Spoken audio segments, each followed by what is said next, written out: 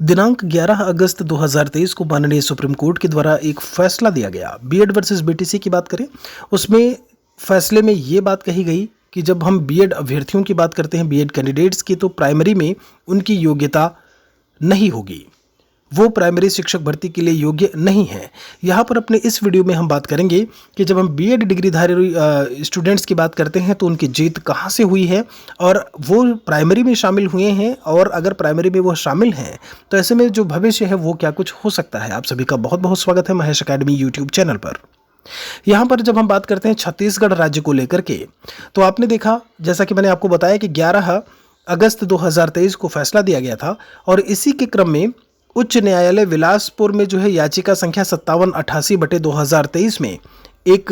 याचिका जो आई थी, उसमें 21 अगस्त को सहायक शिक्षक पद के लिए बीएड जो योग्यता डिग्रीधारी थे उनको काउंसलिंग प्रक्रिया उनकी रोकने के लिए आदेश दे दिया गया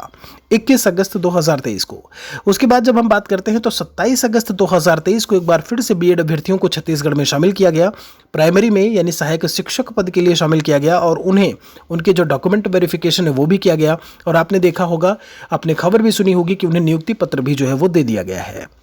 यहाँ पर जब हम बात करते हैं बीएड योग्यता वाले जो भी अभ्यर्थी हैं, कई सारी चीज़ें हैं। ये कहा गया कि विधिक उपचारों के बारे में जो महाधिवक्ता थे उनसे जानकारी ली गई, बहुत सारी बातें की गई कि भाई पहले से हमारे यहाँ पे चीज़ें चल रही थी। और जब हम बात करते हैं आपके प्रोसेस को लेकर के, तो डॉक्यूमेंट वेरिफिकेशन का कहीं ना कहीं जो प्रोसेस है, यानी कि काउंसलिंग का प्रोसेस, वही केवल बचा हुआ था, रिजल्ट आ चुका था और इसके बाद वहाँ पर नियुक्ति दे दी गई। ये बात आप बहुत अच्छी तरीके से जानते हैं कि माननीय सुप्रीम कोर्ट का फैसला पूरे भारत देश पर लागू होता है। उसके बाद अगर हम एनसीटीई की बात करें तो ये आपका ये वही एनसीटीई है जिसको कहीं ना कहीं जितने भी आपके स्टेट के जो भी आपके शिक्षण संस्थान हैं वो फॉलो करते हैं उसकी गाइडलाइंस को। और एक तरफ जब हम माननीय सुप्रीम कोर्ट की बात करें, दूसरी तरफ जब हम बात करते हैं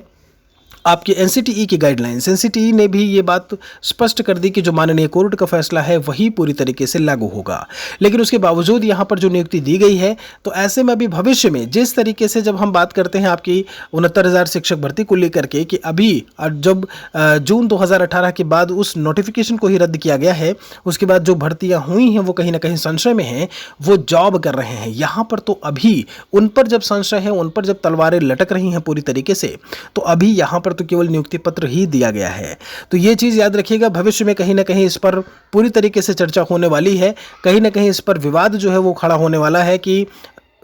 माननीय सुप्रीम कोर्ट के फैसले के बाद, एनसीटीई के नोटिस रिलीज करने के बाद यहाँ पर जो नियुक्तियाँ हुई हैं, जो काउंसलिंग हुई है, जो डॉक्यूमेंट वेरिफिकेशन हुआ है, वो उसका आधार वह आखिर किस आधार पर हुआ है। कोई और अपडेट अगर हमें मिलती है तो हम आप सभी को उससे अवगत जरूर करवाएंगे। फिलहाल के लिए यहाँ पर यह अच्छी खबर है कि बीएड को प्राइमरी में शामिल किया गया है छत्तीसगढ़ में। आपका क्या कुछ राय है, कमेंट सेक्शन में आप मेंशन कर सकते हैं। बहुत बहुत शुक्रिया आप सभी का।